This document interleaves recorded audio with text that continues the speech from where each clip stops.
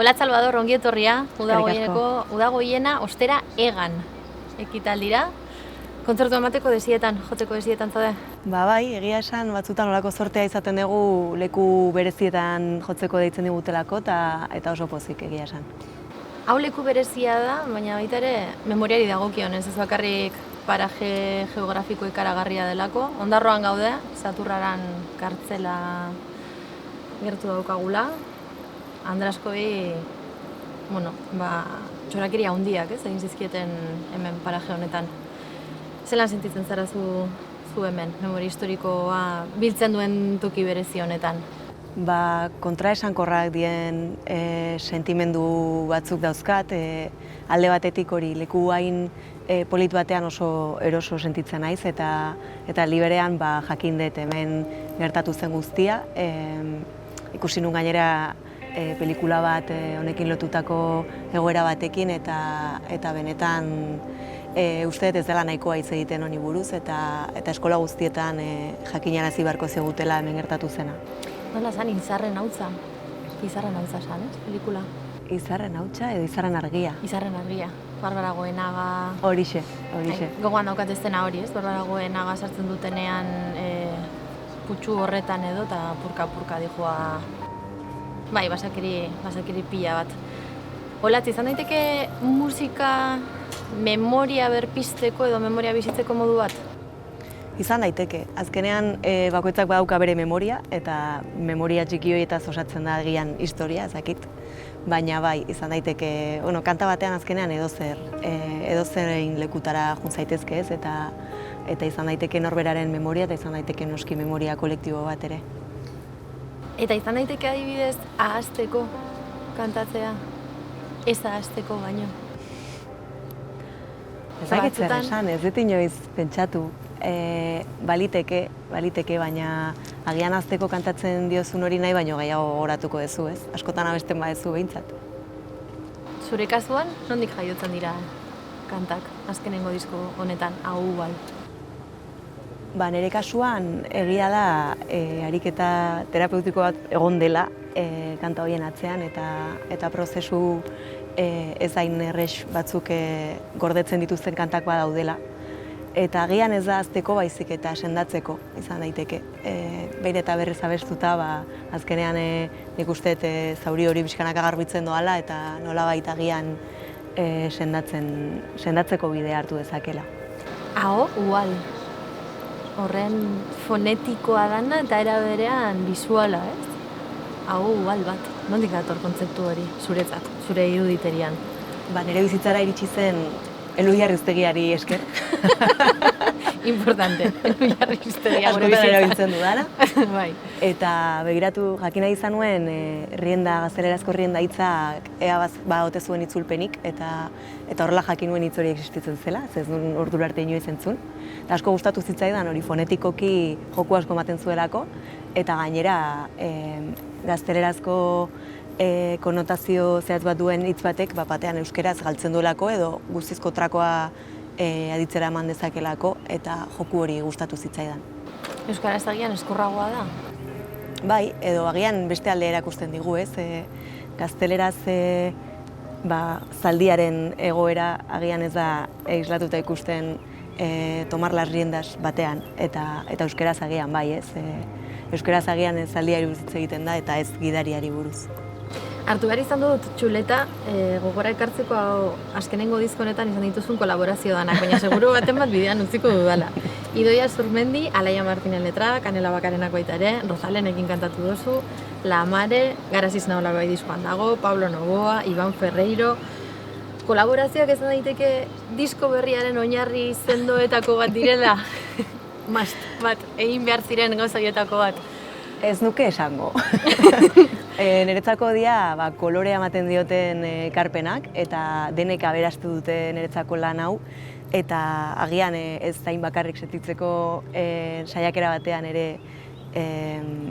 egin dut, ez dakit, egia esan ez dut hausnartu zergatiaren inguruan, baina egia da niri asko gustatzen zaidala harreman hori. Sortzen diren harreman guzti horiek, sinergia guztiak, adibidez hitzekin bai sentitu nuela, laguntza pixkat eskertuko nuela lehorte momentu batean, eta hor pila bat lagundu zidaten bai Anelabakak eta bai Alaia Martinek. Beraz, azkenean kolaborazio bakoitzak badauka bere zergatia, bere bidea, eta bakoitza uste dut independientea dela. Ez nuke esango diskoaren oinarria denik.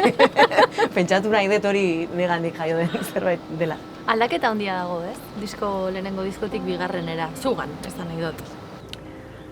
Ez dakit, diskoan bertan abestiak entzun da nik baina baritzen dudala badaudela hainbat desberdintasun, prozesua oso desberdina izan da baita ere, musikariak ere bai, ekoizpen lana ere bai, eta estudioa bera. Orduan nik uste dut objektiboki badaudela desberdintasunak. Eta geroia niri dagoki danez, ez dakit oso ondo esaten, agian ahotsarekin lotutako aldaketa bat edo pentsatu nahi eboluzio bat egon daitekela, ze ibili naiz ahotsa lantzen eta klaseak hartzen ditut, eta pentsatu nahi dut, islatu daitekela hori nolabait, abestiekiko beste fase batean harrapatu nau, eta nahiko malenko niatxuak dira kanta gehienak.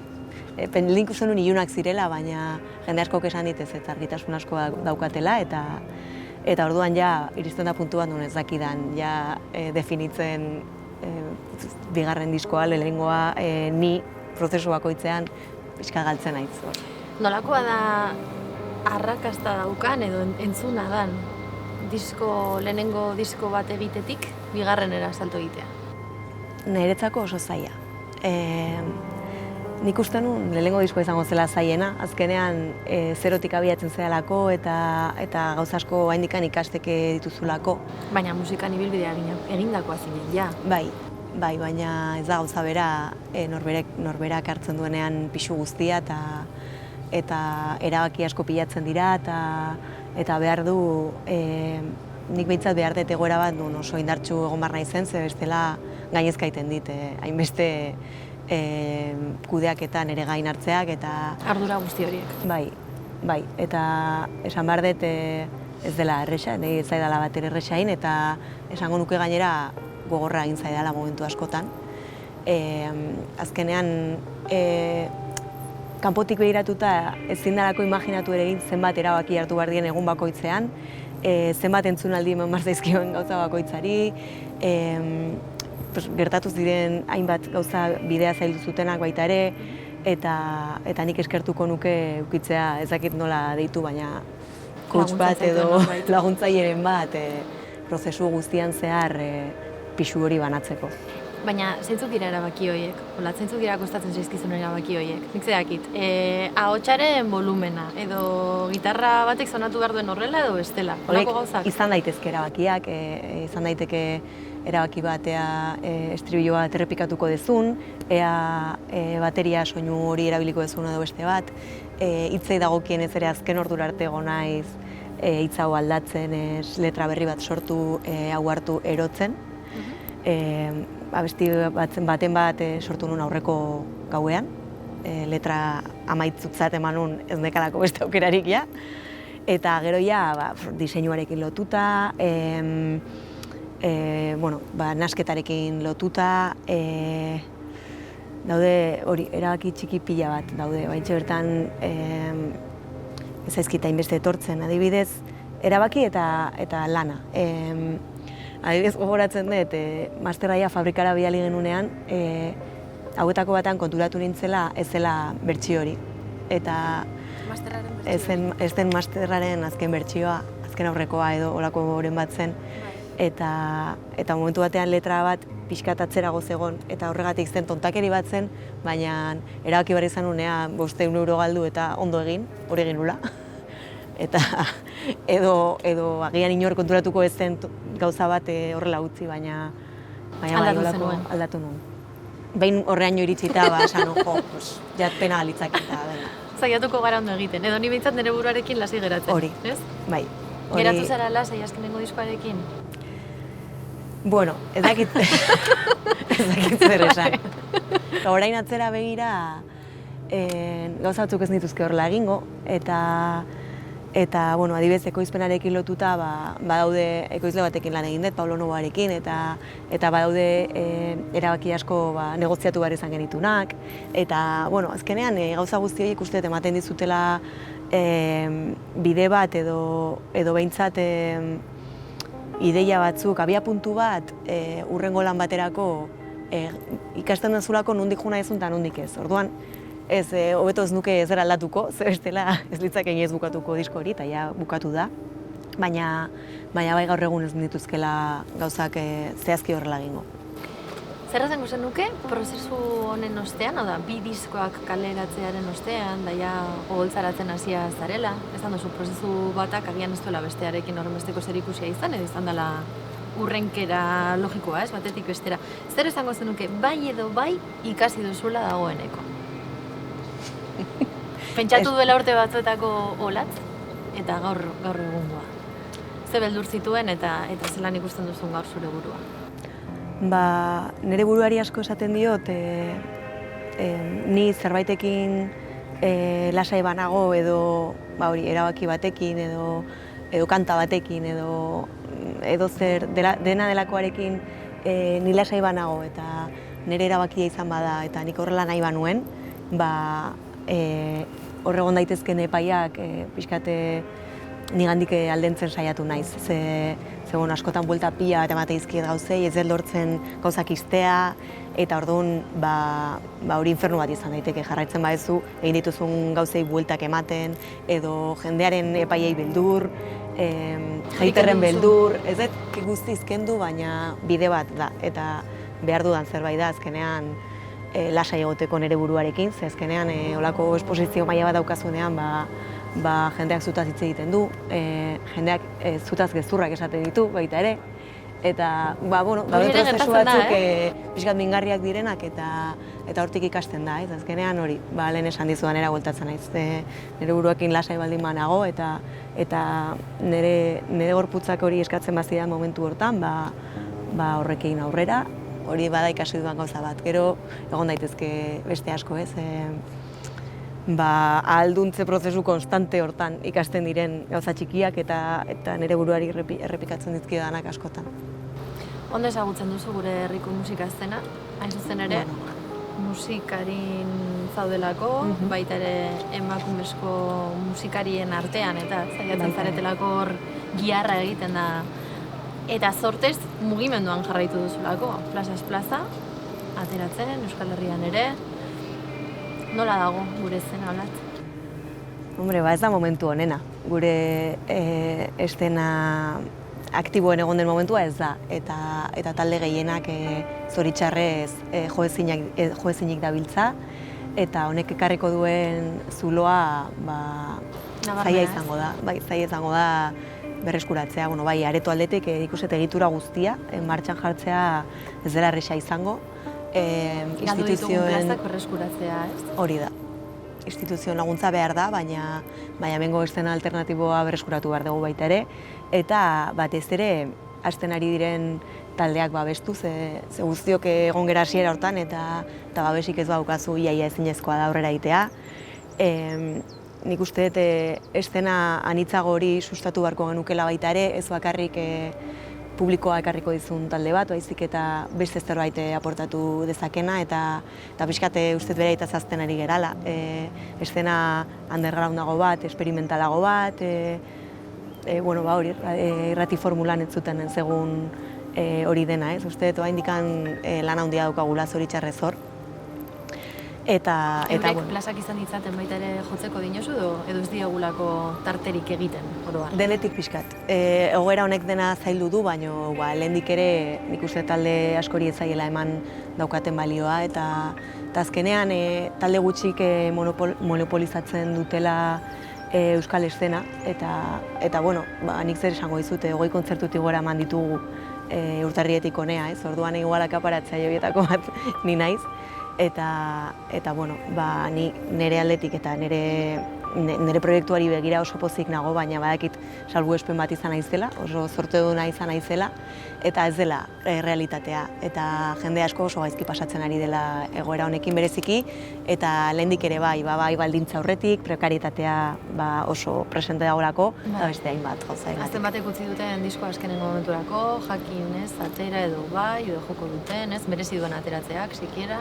Bai, ni ere ibili nintzen zalantza hortan, eta egun batean planteatu zidaten urrirako uztea nire diskoaren argitalpen hori, eta nik benetan behar nuen diskonek argia ikustea, naiz eta egoera zaila izan eta kontzertuak ez izan bermatuta, eta ez dakit zergatik, baina neukan olako impulso fuerte bat, behar bat momentu hortan ateratzeko, eta oraintxe uste eta asmatu genuela horrekin.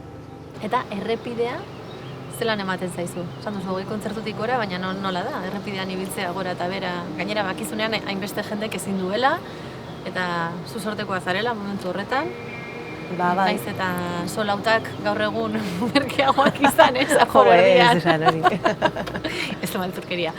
Baina, errepidea, berez, zelan da, zelan bizi duzu batetik bestera ibiltzea, bizitza nomada hori?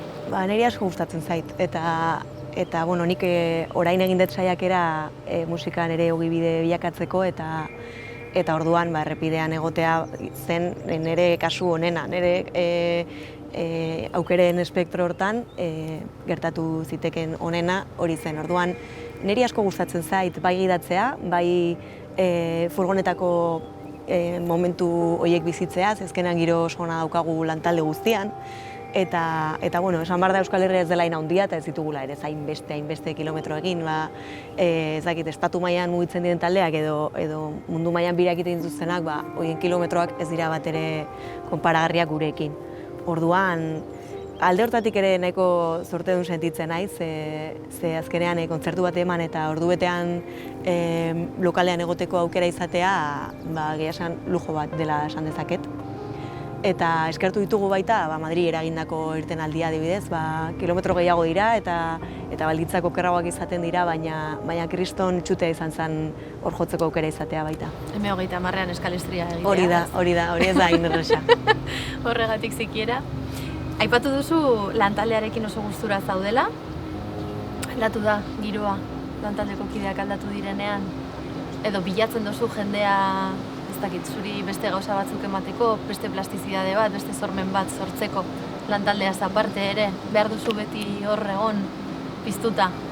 Bueno, ez da, bandaren aldaketa hori izan nire erabaki bat per se, oso zirkustantziala izan zen, lehenengo diskoa sortu genuen Julen Borja eta Irurok direla nire lagunak aspalditik, eskakitan proiektuan daramagu urte pila, eta oso ondo ulertzen gera, eta maila pertsonalean oso ondo eramaten gera, baina gero batu zen, nire nahiak grabatu zuen bajoa diskortan, baina garai hartan taberna batean egiten zuela, ezin zen kontzertutara etorri, Ander Merino sartu zen gure bandan, oso laguna dana baita ere, orduan giroa oso ona zen, baina beraiek honeaino zeuden, beraiek beste lanak zituzten, beste proiektua zituzten, eta horretzan bideragarria, eta pixkat egoera kontutan hartuta nik jotzen jarraitu nahi banun horrela nahiko aktibo, irtera bakarra zen beste jende batekin hastea, ez? Orduan, alde hortatik izan da erabakia, eta gainera beraiek ere beste lan batzuk dituztenez, askotan musikariekin ere tetrisak egiten ibiltzen gera. Honek alduenean bera etorriko da, baina besteak ezin duenean ordezko bat daukagu, eta orduan lantaldea haunditzen eta haunditzen junda, eta esan behar dut zorte aukidetela, ze azkenean bai profesionaltasuna eta bai harreman on hori eta eroso egoteko giro hori bi gauzak uztartzea lortu dugu. Eta entzun zaitugu baita ere Bilboko itsasadarrean beste formatu batean. Baita. 3. bat edo 4. bat zein baita ere, eta hortxe zegoen Borja gitarran, lehen aipatu dutena, eta lehenengo aldiz Lore Argarate perkusiotan. Eta formato horrekin egia esan asmatu genuela esango nuke, azkenean bateria bat montatu eta gizer lan asko ematen dizkizuten gauzak dira, eta horrela formato txikiko zerbait egin nahi nun, eta horrelako kideekin behaik ere oso horrexak jarri zidaten, behaiekin ere harremana oso ona da, eta orduan begia esan fitxatuta ditut eta edozein momentutan berriro deituko diet olako enbajadetarako. Bolada kasuaz edo etengabe behar duzu pizgarri bat? Etengabe agian nekagarria izan daiteke. Egia da agian bizitzako zikloetan behar ditu dela aldaketak, baina askotan behar dut egonkortasun bat, hori pixka mantenduko nagoena lasai eta emango diana segurtasun minimo bat, ez? Orduan, bai kostatzen zaidala aldaketa askotara egokitzea, baina aldi berean kostako litzadeke gehiago oraintxe bertan bulego batean lan egitea eta 8 ordutan gauza mekaniko bera egitea, ezakit. Behar ditut bi gauzak eta bi gauzedek elikatzen haute. Gaur beste formatu batekin zatoz. Bai, edo musikari, Magin nire ohiko musikaria da, baina egia da ez degula inor gehiago ekarri eta bikote formatontan etorri gerala, horrela zerbait intimoagoa egiteko asmoz. Eta bai, uste ematen duela aberastasuna leku batetik bestera mugitze horrek, baina egia da ni oso eroso nagoela baita behin formula bat asmatuta eta formula hortan trebatuta. Bai, hori da. Horrekin jarraitzeko gustura. Bai. Zer da gaur entzungo duguna? Bai nire zintzilik eta bai hau diskotako kantak izango dira. Eta hori formato minimoago batean, xumeago batean, baina uste dut ez dutela kanteke bere esentzia galtzen. Uste dut beste esparru batean egongo direla, baina espero dut behintzat bere hortan mantenduko dutela esan nahi dutena. Bala bedi, eskerrik asko, Bla Salvador. Zuri.